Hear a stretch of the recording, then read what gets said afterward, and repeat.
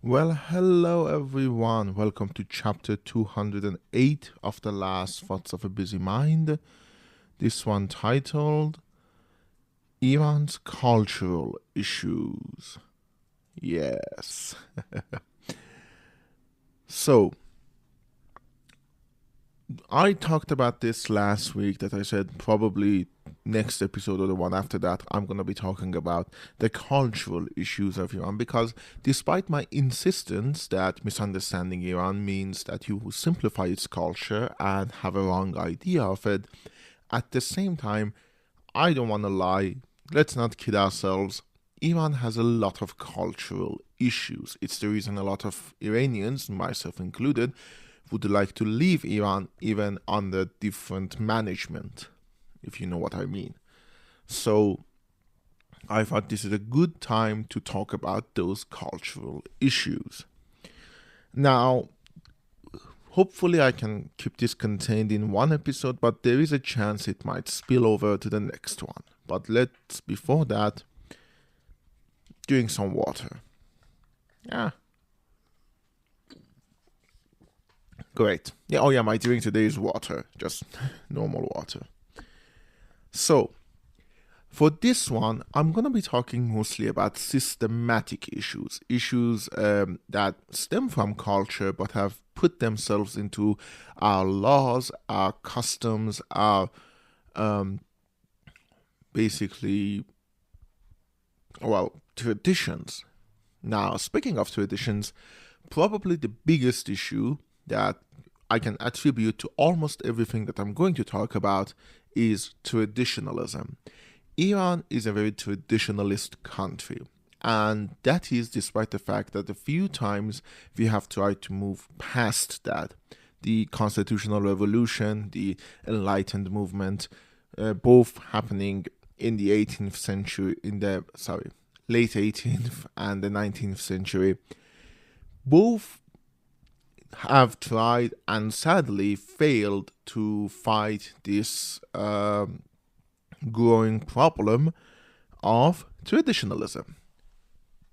Because, let's talk about the biggest systematic issue with Iran's culture. Iran is a patriarchal society. It is very much a patriarchal society. Now, you have to understand a lot of the things I'm talking about is not even, unique to the Islamic Republic because, as I've said before, the overwhelming idea is that, Iran was good and then Islamic Republic came and it became bad. That is true for a lot of things, but at the same time, a lot of these issues are much older than Islamic Republic. One of them is patriarchal values. Iran is mostly a patriarchal society. Always it's men who do most things, and it's something that even the supposedly, and I'm saying supposedly with the heaviest quotation marks in the world, supposedly progressive Pahlavi dynasty wasn't that keen on changing. Patriarchy has an innate power for men, and since men are the ones who ruled over Iran for most of its history, they didn't really think they can change it, or they want to change it, that's a better word. Now, the good news is a lot of these things that I'm talking about, I'm seeing less of in the younger generations, thankfully, but at the same time, I'm still seeing a lot of it. Now, patriarchy, as I'm sure you know, isn't just that men have power. It's also a set of expectations. Now, these expectations come in a variety of shapes and sizes, and most of them are just incredibly unhelpful for men and women. And Iran has a problem with that. We basically didn't have any other form. We had a patriarchal society in ancient times. Then we got the Arabic invasion, which was very much patriarchal because Islam as an organized religion is very patriarchal, as is all other organized religions. And then, the Safavid dynasty was still very patriarchal. Qajar was incredibly patriarchal. Pahlavi was super patriarchal to the point that the way Reza Shah saw himself was as the grandfather of Iran. Not grandfather. not like the father of the father. It means grandfather. A father who is grand. I should have found a better way of saying that. But yeah, patriarchy is probably the biggest systematic issue with Iranian culture, and it's something that needs rooting out. Now, as I said, I'm seeing it less and less with the newer generations. My generation forward seem to be less caught up in the patriarchal thinking, but at the same time, I'm still seeing it. There are expectations put on boys, there are expectations put on girls that are still prominent and being enforced by newer parents. This is a problem. This is a problem because Iranian culture supports that. You're all often told that, your father is your moral compass and your higher calling. The father is the head of the household. You know that song from Fiddler on the Roof, tradition, tradition. That's exactly what life in Iran is. Now, in Tehran and major cities, as I said, this might be changing, but in smaller cities and cities outside of Tehran, it is not. That's the big problem, because Iranian tradition supports that. Iranian culture supports that. And Iran is a traditionalist country. Our tradition dictates that the father is the head of the household. The father has rights as a master would have over his property, over his family.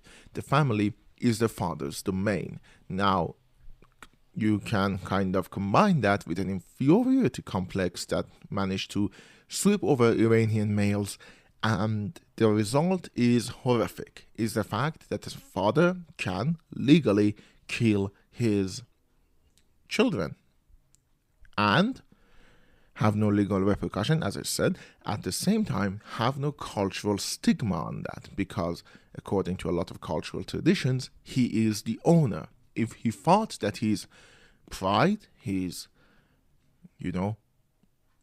honor is being destroyed by his child, he can kill him. He is the owner after all. Now, this is one of the parts of the Iranian culture that I fucking hate. Now, do not get me wrong, I don't want this to be used as a weapon by Westerners. Oh no, they are all savages. No, it's not that everyone does it, but the fact is that if they do, there is a not insignificant amount of people in Iran who say, I get that. I would have done the same. And that is before you get to the issues regarding LGBTQ and marginalized communities. That's just regarding half of the population of this country, women. A father can easily kill his daughter because his daughter was promiscuous or, didn't wear the proper attire or talked to boys, because it is seen as a problem to do that, because the patriarchal society needs to control every aspect of a woman's life. And a man's life, don't get me wrong, and everybody's life, but at the same time, it's going to hit harder on people who do not possess male attributes. Now, that also gives itself to misogyny. Iran is a misogynistic country. Again, it's a cultural issue. It's a cultural problem that needs rooting out. Now, how do you change a culture? It's with good education, with, basically broader discussions. You need some level of systematic change and at the same time, personal change. Now, as I said, I'm seeing more of a personal change, especially in Tehran and other major cities. Again, not so much in smaller cities, which is the problem and which what gets us the systematic changes. This is where, regretfully, the Islamic Republic shows its ugly head again. And again, not just Islamic Republic, every government in Iran's history shows their ugly head, because they didn't want to change that. It gives them power, it gives them control, and governments always love control. And no matter how much the monarchists rave about, the progressive laws of Pahlavi, the fact is that Muhammad Reza Shah, Reza Khan, the Qajar dynasty before that, the Afshar and Zand before that, the Safavid before that, and before that the Caliphate, before that the Persian Empire, were all incredibly patriarchal, and at the same time they needed that control. It's way easier to control half of your population by saying that they don't have any rights, and Iran has done that beautifully and embedded that into the culture. Now, you can move away from the culture. That's part of how the culture changes. And that is where you get progressive versus traditionalist. And that is the age-old war. Since the Enlightenment movement, we have tried to move away from a lot of these patriarchal and misogynistic things. There have been writings of Muhammad Ali Fourouqi and Sadr who specifically attack the patriarchal and misogynistic cultures and try to ask for more rights for women. That led to, the constitutional revolution, which became a bit of a mess. I'm not going to talk about this right now. It's a major bit of history. I suggest you read up on it. It's incredibly important in Iranian social history and sadly not very much talked about. And the cultural revolution, not the cultural revolution, that's a whole other revolution. The constitutional revolution was the culmination of the people trying to fight traditionalism. And sadly, they fucking lost. Traditionalist values still managed to rear their ugly head through the works of people like Sheikh Fazlullah Nouri, may he rot in hell. And I know I'm simplifying it. Oh, it was going good, and then this one guy ruined it. No, the fact is that a lot of people who were participating in the constitutional revolution didn't really care about cultural reforms. They just wanted political reform and economic reform, and they didn't get either of those either. But, at the very least, they got the semblance of that. They got their parliament. When it came to the cultural aspects of things, traditionalism just won because most people weren't ready for a cultural revolution as well as a constitutional revolution.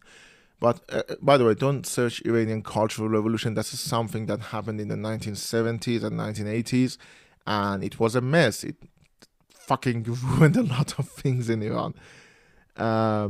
It was a post-Islamic revolution thing. I'm not going to talk about that.